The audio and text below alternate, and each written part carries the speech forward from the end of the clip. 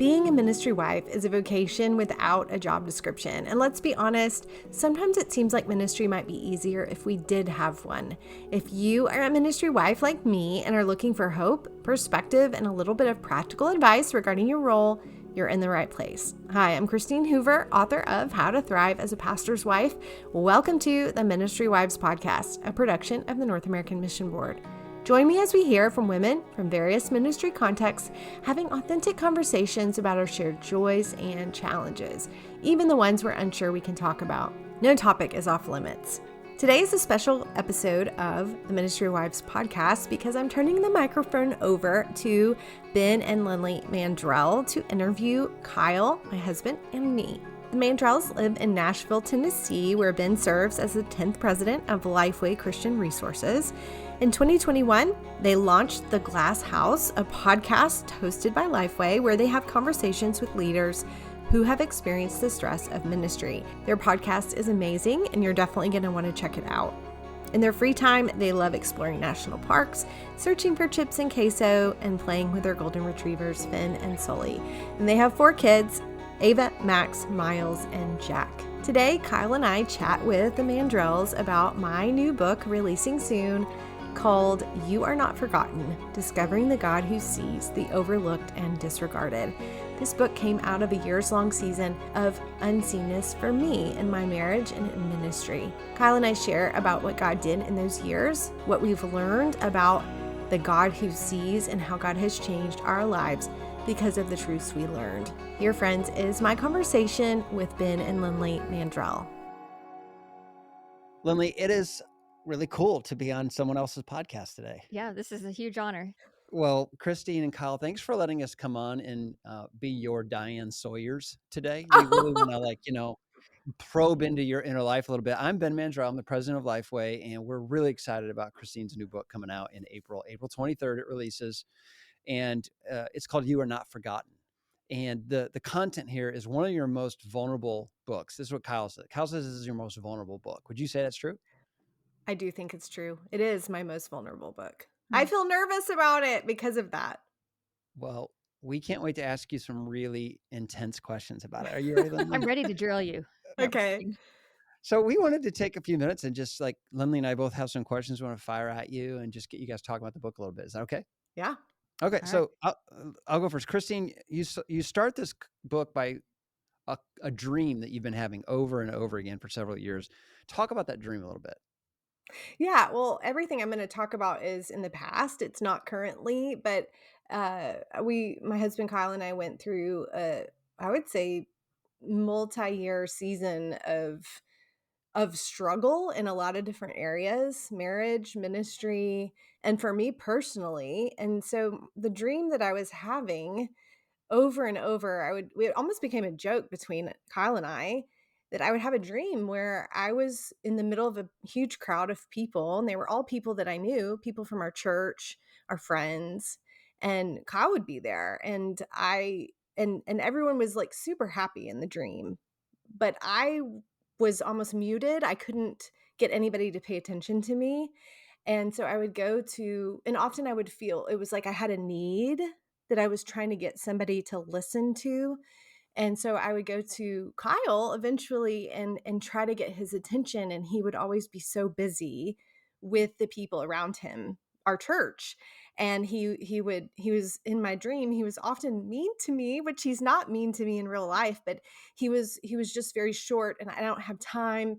And the dream would end with me crying and just trying to get someone to listen to the ache and the pain that I felt. And so I'd wake up from this dream still feeling it. And Kyle and I would joke about, he would always joke that he's the villain in all of my dreams, but it was just the same dream over and over of trying to get him and others to listen to me and to hear my need. Hmm.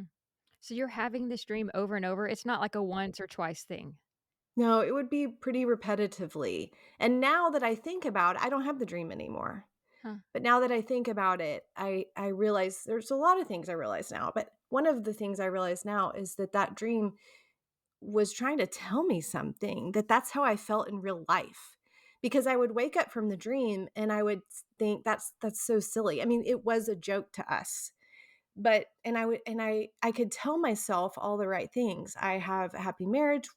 We're thriving in ministry and all of that. And so it didn't feel real to me until later on I started realizing there's a lot of truth to this dream, and it was almost like God speaking to me through it to show me that I really did feel that way in my life. I just wasn't acknowledging it. Hmm. Hmm. Kyle, I have a question for you. I mean, when she wakes up repeatedly with this dream, at first, I'm sure it was like, okay, is there any fear after she has this dream time after time again? Like, what are you processing? Well, I remember she would, she'd wake up. She had dreams all the time. And so she's like, I had this dream. And I'd almost brace, like, oh no, here we go again. And I would be relieved when I wasn't in a dream she had. I was like, okay, all right. I remember asking, why am I, when I'm in your dreams, why am I the bad guy? Like, Mm, why am I? And so we would talk about it, but we never went further than that. But just of like, okay, well,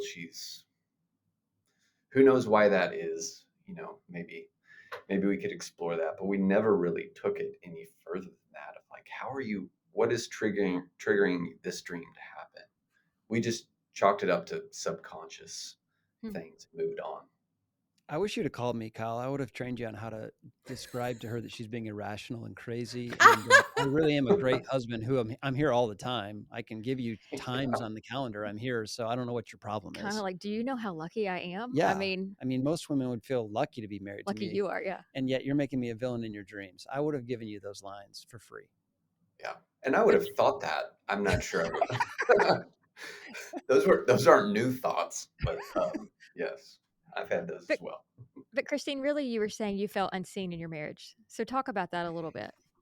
Yes. Okay, so as time went on, it became clear that the dream wasn't just a dream, that I was really feeling this in my marriage, and that's a really hard thing to acknowledge to yourself. I think especially as a pastor's wife, to say there's some dynamics here that aren't healthy and that are actually hurtful to me. And so I would say one way that I felt unseen is, and I've described this before on my podcast, where I felt that uh, we had church planted together, and our marriage and our ministry were really on the Venn diagram. They were the same. Everything happened in our home. I was right there beside him. We did everything together. We felt a lot of purpose in that. But as the church grew and we added people on staff, we added elders, those circles rightly began to move apart. And eventually, now that I look, I can see it now and see that I I was happy for this kind of distinction to start playing out. I wanted our marriage to be separate from ministry. And so kind of I served and started a lot of ministries and then handed them off to people, and I was moving more into the marriage circle.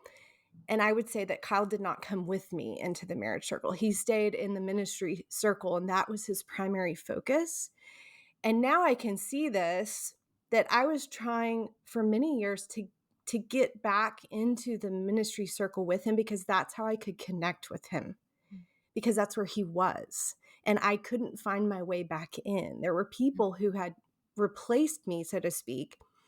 And so there was this angst in me of how do I connect with my husband if his focal point is the church?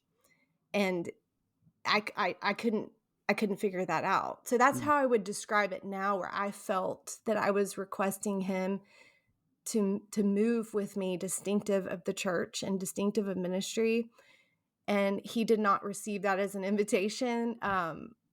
He didn't understand. I don't think he didn't do it out of he wasn't being mean, but he didn't understand the dynamic. Yeah. I didn't understand the dynamic at the time.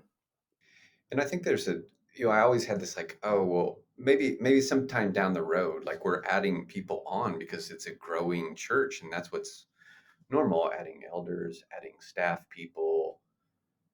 And then I think that there was a part for me of like, well, once we get to a certain place, maybe that will look different. But I think that I was locked into some unhealthy ways and tendencies and perspectives that just kept me in the ministry realm in ways that were unhealthy. Hmm. And I think that that's where she was like, well, I've got to go. I've got to interact with him. I've got to enter into that space as well. Yeah. Hmm. And I think it came to a head when I had started feeling uncomfortable or, about a certain woman in our church, and uh, I was saying, this doesn't feel right to me. I don't like how she's interacting with you. There's something there that makes me uncomfortable." And he didn't he didn't see it, and it became clear that I was right, and that was really what broke this dynamic open, where it felt like what I saw and what I needed was uh was just not validated or not valid. And so I think when he saw that I was right, that's when everything shifted. It was like, oh, we have a messed up dynamic here, and we need to work hard to explore this and to create a healthy dynamic of marriage and ministry. Hmm.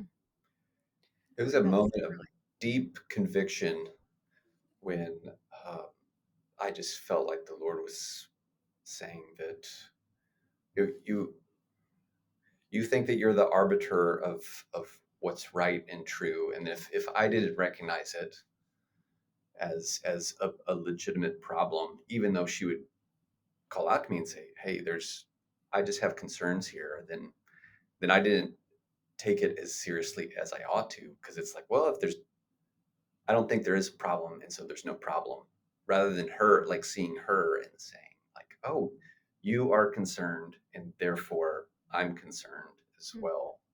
And so I think I operated as if I was the sole arbiter of what's right and what's wrong, what's comfortable, what's uncomfortable. I'm always looking for the relatable in every story. And I really think a lot of folks out there who are listening are going to relate to this, because I think as a church grows, it becomes a different church. Like, no one trains you or equips you for that. We had a church planner and his wife on an episode on the Glass House, and she started out in the kids ministry, but it kind of grew to the size where she didn't want to do it anymore. But she felt stuck, because if she gives up that ministry, then she loses connection with her husband. She's not on staff anymore. She'll lose be able to keep an eye on him, like other women relating to him, like all that, like Well, feeling left out. I mean, we were in the same boat. I mean, that's what our kids ministry got really large, and that's what I was doing. And it wasn't about keeping my eye on you. It was about the joy of a connected relationship. I mean, it was fun for me to be able to interact with you and say, oh, this new family came or this situation happened, and for us to both have an idea what it was. So it had nothing Yes. to do for me like keeping my eye on you. Can I Like, say that better? well, of course. Keep an eye on you isn't the way I should have said it. I think it's really hard for a woman like you or like Christine, strong, high capacity woman, to watch another leader step in who's female interact with her husband. And there's a lot of camaraderie and fun and laughter and silly texts. Mhm. And you're not a part of that. Yeah. I think that's a really hard thing. And yet we live in a world where we're trying to find more and more ways for women to exercise leadership. So it puts us in a really vulnerable place, I think, in terms of what can happen in marriage. Mhm. Yeah. Yeah, and that's exactly how I felt. Exactly what happened. And I think there was a good desire in that I didn't necessarily listen to, which was or I didn't connect, that I did want a seat at the table because I had a heart for ministry, and God has given me gifts for that, but I didn't have an outlet for it. And so the only thing I could do is to go to my husband, who's the pastor. And I don't know that I communicated it well always, but I don't know that he always understood that desire and that compulsion, and that I didn't have an outlet for it. And so it was hard for me to see that there were other people who got that opportunity, and I supported them. I encouraged and supported that. I was for that, but I also wanted a place. Hey, Christine, can I ask a question for the listener out here who maybe is in the same boat? The wife feels like there's an uncomfortable relationship going on, nothing inappropriate, but just there's something in her spirit. What happened between you two to where Kyle finally really saw you and understood, okay, she's really uncomfortable with this and I need to deal with it? I think just there were multiple incidences where I was upset, and there was the final incident where I just said, he I just think the Lord opened his eyes to Okay. say that he saw what I was saying, that this is not right. Something is not right. And it had to be the Spirit to say, Christine, what she's saying is valid and right. Yeah, I think that there were you know little incidents that we could like grab like okay that was a little strange, but that's nothing in and of itself. But then I think that we just looked at big picture things, and then I just felt like the conviction of the Lord is really what it came down to, of like a deep sense of repentance, even just beyond anything having to do with that, just a deep brokenness of like I have not loved my wife well. I, into other areas of like I've been a bad friend to other people. Like there was just this string of brokenness and painful conversations I had to have with several people of like, hey, I've been wrong. Will you forgive me? And so it just, a 360-degree world tour of repentance, confession, and asking for forgiveness Mhm. happened. So, Kyle, what have you learned about including your wife when she feels left out? And I'm asking for a friend. I I think that before I did spend a lot of time when she would say something, I'd be like, well, I can't help you with that, or I'll try to help you, but that's just maybe something you have to endure, or maybe you're crazy for thinking about that, or too emotional, or those kinds of things. But I He think, didn't say that, but he thought that. Yeah. Hmm. yeah, I mean, functionally, it's like I can't fix that, and so you need to let that die. But I think a deep sense of accepting what your spouse is saying and really processing that where they're at. And then I think fighting like crazy to dream and imagine and work towards that of like my wife walks with the Lord. She loves Jesus and wants to serve in different ways. And it was I just thought through, rather than thinking through what could this be a new season for us and what does it look like to walk with the Lord in that. I was like, well, I just don't know how we can do it. And I left it at that. I didn't think through what creative, proactive, intentional things we could do and explore. So I would just do that rather than just like, well, dead end street. Like, how do It we? is what it is. That doesn't work. Yeah, yeah. So I think those are the things I would do. We didn't spend half as much time thinking, talking, and praying as we should have. And I think those are some steps that we missed out as well. That were just she probably felt very unloved in the midst of that. Of like we would have these conversations and they would go nowhere. And so I think we could have done a lot better job of that. But I also could have done a better job of knowing what it is I was requesting.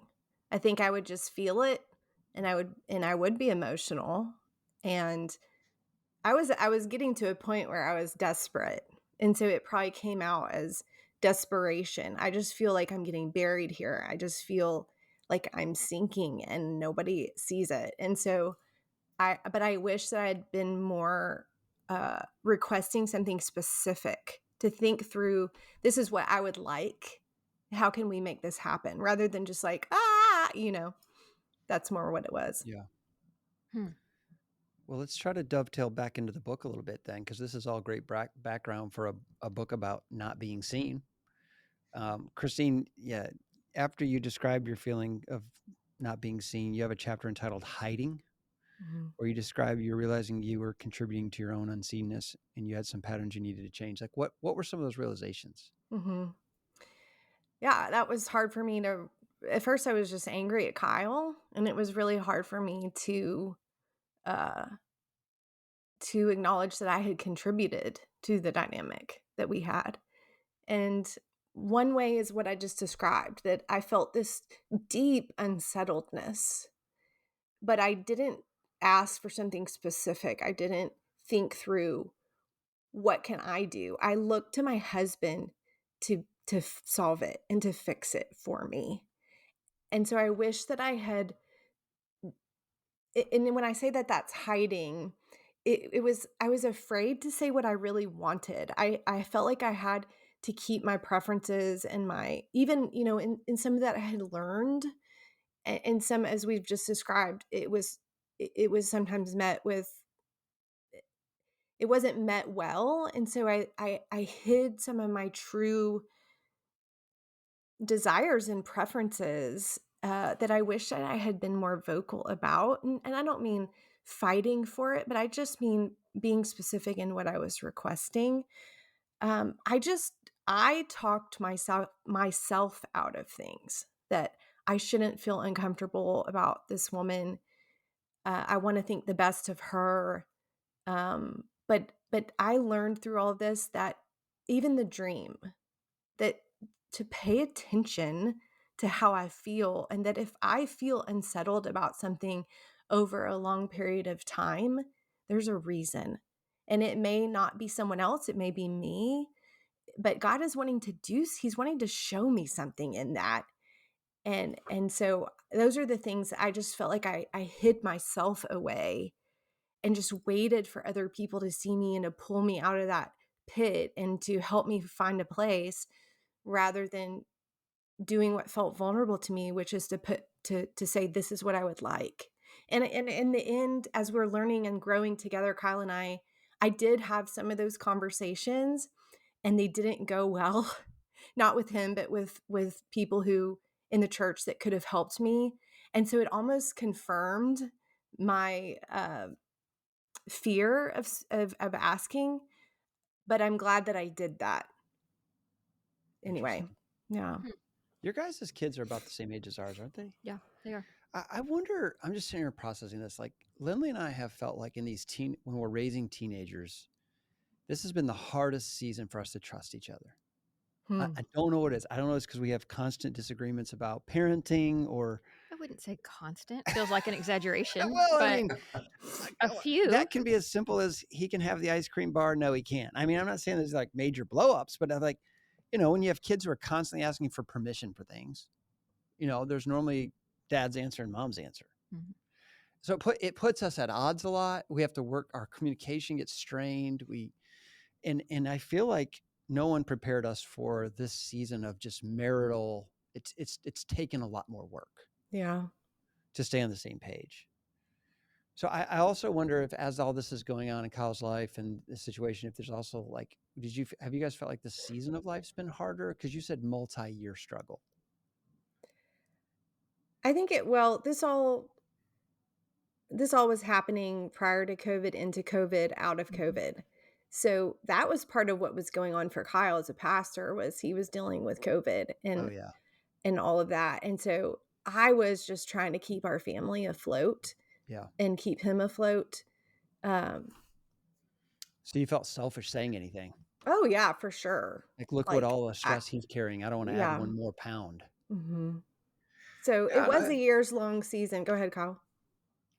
I think I was slowly imploding, through the stress and the pressure of things. I think just, I was starting to crack from all things. But yeah, I think certainly seasons where she wasn't having those desires and maybe those feelings on the same way when the kids were little. She was like, I am primarily at home, and then but when the kids' needs were changing, then she was like wanting to engage in things, being like, oh, there's no place here Mhm. now. Like, it's all the seats on the bus have been taken.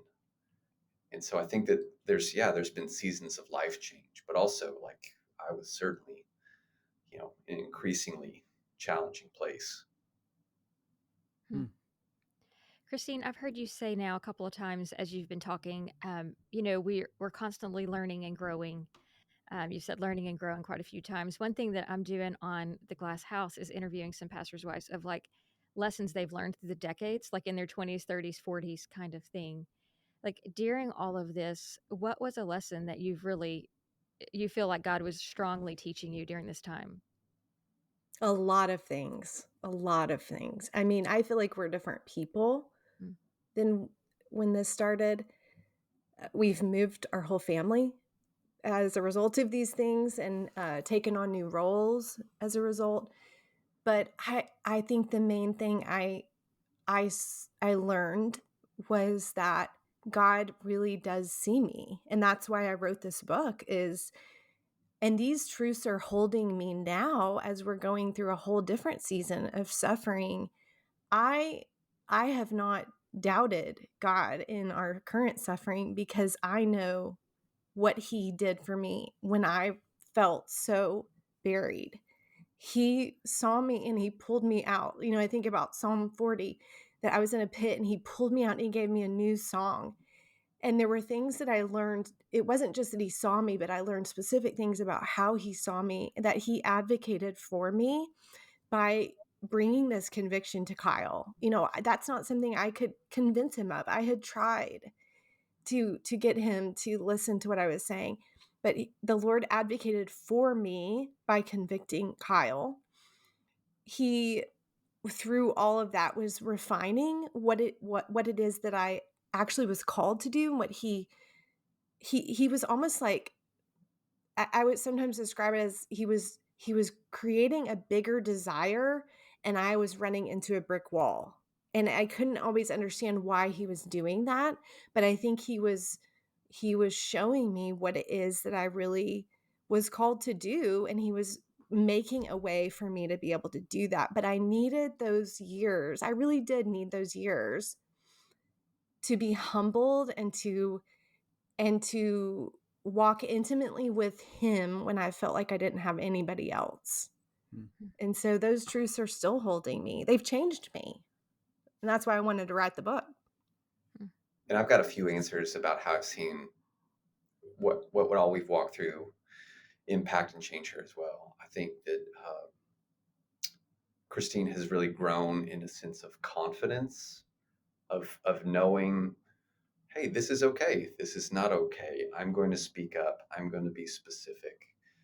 I think that she is like, no, I know what I know. I know what I believe. I know what ought to happen. And then I think really a heightened sense and a confidence in her gift of discernment, I think has really kind of blossomed, where it's like, okay, I'm not going to doubt that. Like that's been proved right over and over. So I'm going to lean into that rather than just write that off. So I'm trying to think for pastors and wives who are out there listening, I'm trying to imagine the scenarios they're in where maybe ministry has changed. Their marriage feels different because they used to a season of joy and abundance, and now they're in a tough season. Like, what would you say to those couples out there in ministry who they're going through a multi-year struggle? I'm sorry first. It's very, very hard. It's very painful because this is something that I realized in that time was that I needed a pastor, and I didn't have a pastor because my pastor was my husband. And for many years that was a huge gift to me. But when we were struggling, that wasn't a gift to me, and I needed someone to pastor me. And so that can be really hard. You feel alone. It's like you feel alone, and then you even feel more alone because who do you go to with that? But I would say one thing that I learned in that time was that I often thought about ministry as outside of my home, meaning other people that are not in my family. I mean, I thought of my kids as part of my ministry, but I rarely thought about Kyle as my ministry. And we just did not carve out time for one another. We spent time together, but I didn't, there was a missing deep connection that we didn't know we were missing necessarily. But I look back now and I see it, that we were giving of ourselves to everyone else except for one another. And we had to carve out some extensive time to work through these things and to come back together. And I would say we haven't just come back together, but we have a new marriage and a healthier marriage, a happier marriage. And I would have said we were happy before. So I'm thankful that the Lord is increasing our joy. But I just think I would say to those couples to it's worth it to carve out time for counseling, time for going away together, and really having these kinds of conversations where you're honest with each other about where you're at and when committed to working together. Hmm. Yeah, I think that's really great. I think that, as a pastor, you'll go on strategic planning retreats, or you'll have some dedicated time, whether it's in triage mode or intentional time with parenting. Those kinds of conversations you'll have of like, okay, let's look at this. Let's look closely. What's going well? What's not? What are the repetitive themes that we see? But I think in marriage, you can just keep going in cruise control, so I think that having those moments, having those times of like dedicated work towards, what are those repeated conflict points that we have? What are the things that keep popping up? Who do we want to be as a married couple moving into the future? Where are our blind spots? Those kinds of things of being intentional with our time and energy to realize that our marriage needs that kind of attention as well. Christine, I have a question for you. I just, as someone who's prepared a lot of content, mostly for preaching, it always helps me when I have somebody in mind that I'm going to speak this sermon to. I can picture the person, their need, why this passage is going to connect with them. As you were writing this book, who did you have in mind? Who's the ideal reader? Good question. Well, in the book, I describe categories of unseenness. And so that could be somebody who's faced a sense of injustice, that somebody's wronged them and they haven't been able to make it right. There's pain in that, and you feel alone in that. Could be your circumstances are that one that where people struggle to understand or to relate to you. And so you feel alone in it.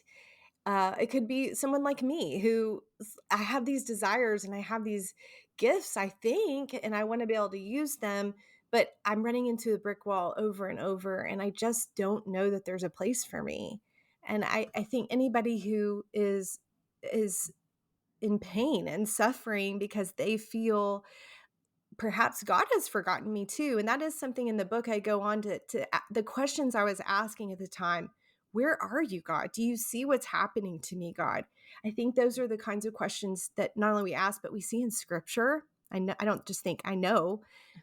Those questions are all over scripture of people asking those questions. And so I think we all at some level feel alone at different parts in different parts of our lives.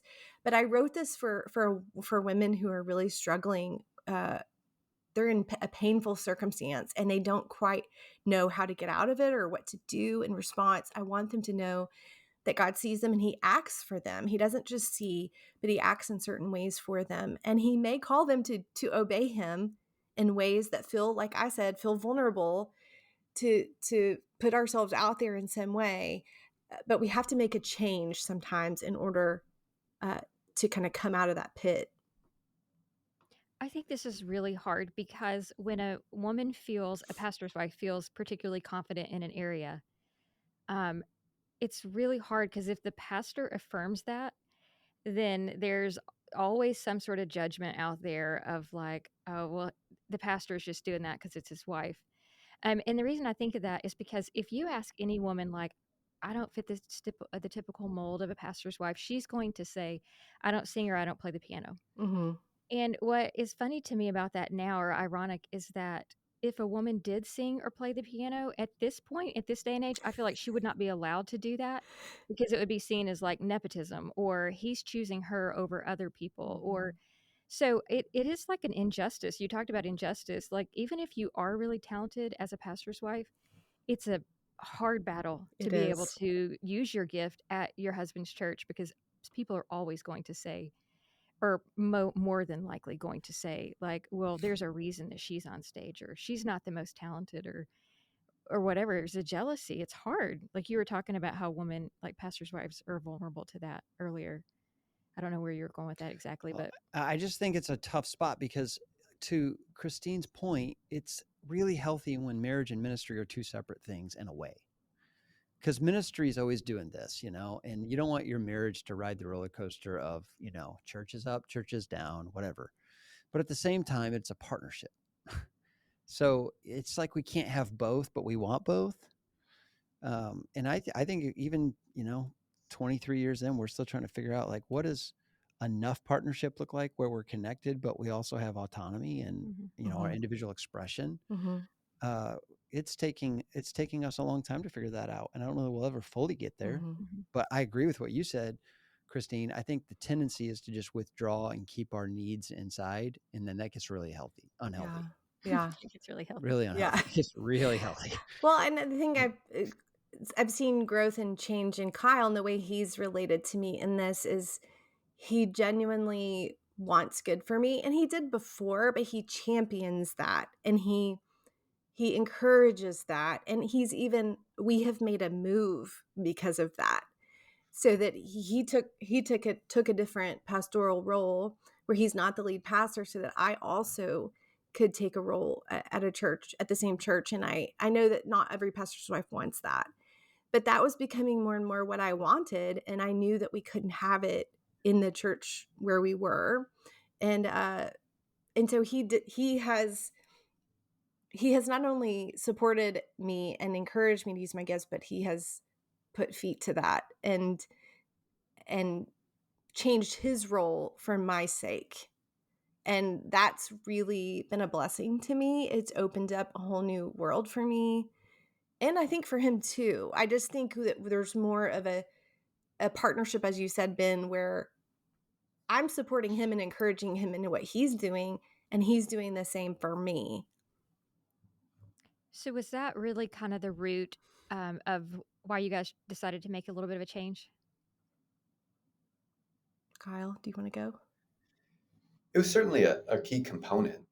Yeah. I think that there was an openness to leave for a while that we knew and expressed, but we weren't actively trying to leave. We were reached out to by the church here, but we were trying to think through intentionally what are some new ways and rhythms of doing ministry together where we were. And so I think that was a driving factor for us. And then when the church called and they're like, actually, we want to hire you both. And we're like, oh, really? Okay. So we took that pretty seriously, but it was by all means a factor. That was a very appealing dynamic So did you in start at what the they same talked. time?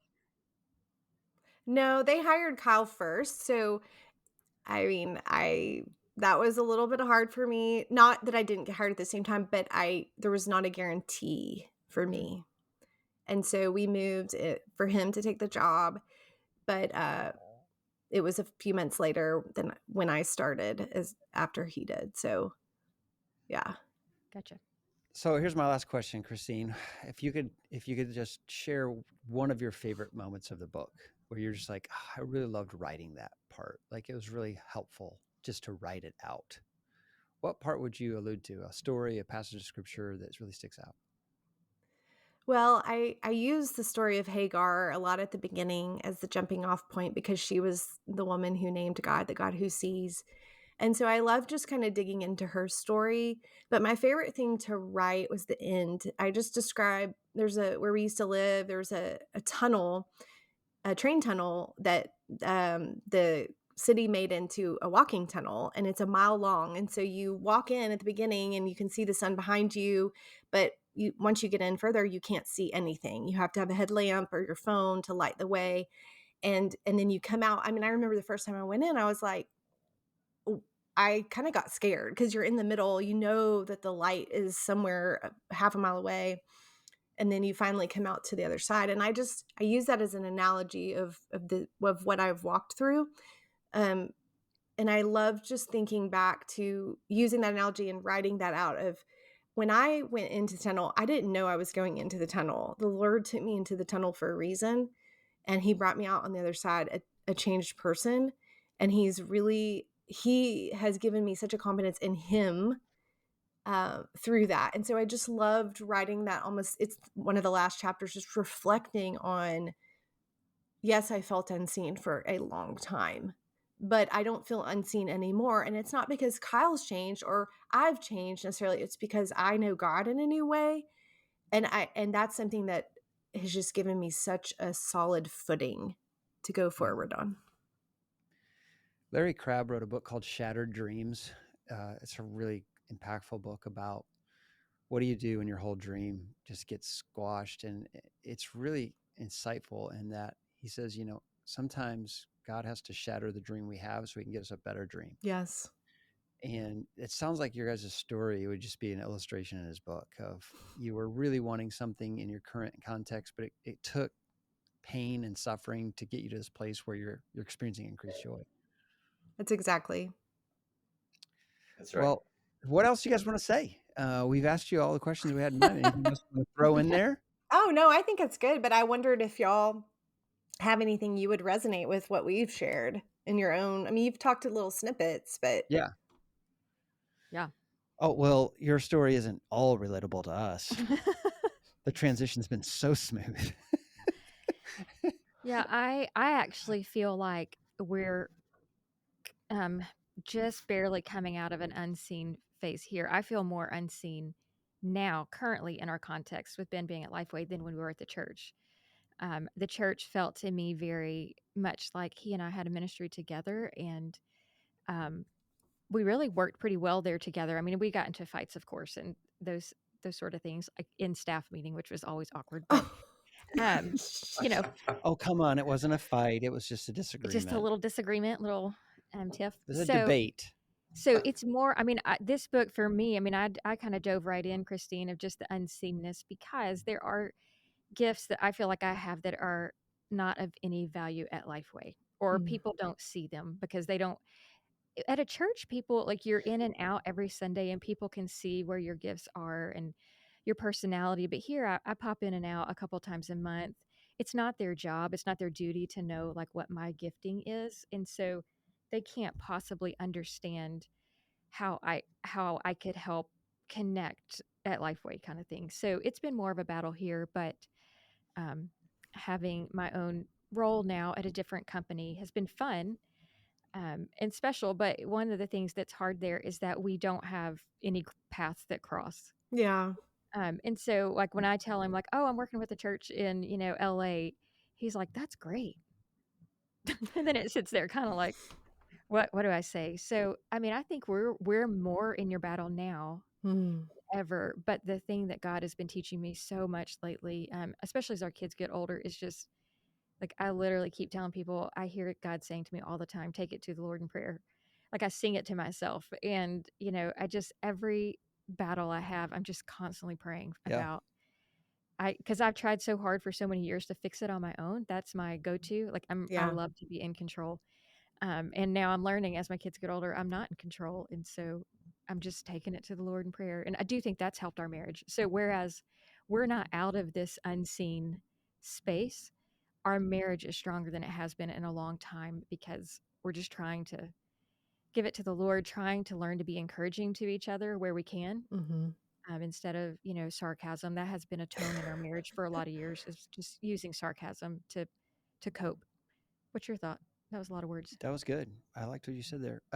One way I like to talk about this is in the past, we've always heard about your life being hills and valleys. You have ups and downs, and God's with you in both. But someone shared with me years ago that life is more like a set of train tracks where there's always a track of joy and there's always a track of pain. And maturity is learning to understand that. I feel like Lynley and I have really grown in that, in that there is no utopia out there in ministry where we're finally going to arrive where we both feel totally fulfilled and all is well. Yeah. There's things about leading Lifeway that I absolutely love. I've had a great day today, had great meetings. I love the people I work with. I love getting to travel and see different churches. Like, there's so much I love. And yet there's always going to be a little bit of an ache for me. just because I was a pastor for 17 years and being really close to people and meeting their spouse and their children and just hanging out after church on Sunday. Like there's just something with that you can't get in a corporate environment. Yeah. And there's also a connection between us. Like it's awkward for us to be like just in a Sunday school class. We are, but I'm used to being the teacher and she's used to being the one that plans all the events. And so even just figuring out how to be good church members is hard. Yeah. So I think we're maturing to the point where we're beginning to understand in every season, there's things that you just have to suffer through. And what is God really teaching you through that? Yeah. Yeah. And I think we've learned to listen to the pain. What is the pain telling you, and connecting over that, it coming together and letting that be a connection point versus it's me or it's you, or, it's my thing or it's your thing. Let's connect over that. What were you going to say, Kyle? Yeah, I think it's just in different roles in different seasons. It's at some level you're trading different challenges. Yeah. Like even Christine, like she's got a role here at the church now, and she loves it and is thriving and she's crushing it, and she's super busy and stressed. So it's like, waking up at 5 a.m. She's not having those dreams anymore. She's just having a harder time sleeping. That's true. I understand. Yeah. So there's a new set of challenges that you have to embrace. Like through many trials and tribulations, we enter the kingdom of God. It's always there. I would say one of the struggles that I feel like Lynley and I have grown in is learning how to let the other one just have the feeling and not try to talk them out of it. Yeah, for sure. Lynley and I think when she's weak, I want to be strong. When I'm weak, she wants to be strong. And that can sometimes counteract connection. Yep. Because there's moments where I just want her to be really mad with me or sad with me. There's moments where she wants the same. Christine, here's a story of growth. Recently, he came home and he told me something, and my tendency is to be like, have you lost your mind or whatever? And he told me, and I like, of course, I see a therapist some, and I said, thanks for telling me. And I was so proud of myself because I just said, thanks for sharing that with me instead of like fixing it or, here's what you should do. Because that's what I like to do. Yeah. So, Well, I mean, that's a little story of growth. It was also awkward in that moment for me to say, you're welcome. You're welcome. That is funny because that's exactly what Kyle says now. Because before he'd talk me out of it and he'll say, thank you for sharing. It is kind of funny, but he says it all the time. Thanks for sharing. One of the hardest things to say. Yeah. I mean, I was so proud of myself though, because I was thinking of all these things and I thought, just calm down and just say, thanks for sharing. I have noticed you trying much harder at that. Thank you. And it's challenged me to try harder. I'm glad. Thank you. You're welcome. Thanks for sharing. Thanks for sharing, you guys. Well, we always love talking to you guys. It always gets real. Well, we love talking to y'all too. Thanks so much for being willing to come on and interview us for my podcast. I We can't love wait it. for your book Yeah. to come out. Thanks for partnering with Lifeway. April 23rd, I better get my copy. We're That's all I'm excited about saying. these books. Well, thank you. Thanks so much for listening to the Ministry Wives podcast, a production of the North American Mission Board. If you found this content helpful, please subscribe, rate, and review us on your podcast platform or share it with a friend. You can find this podcast and other helpful resources at ministrywivespodcast.com.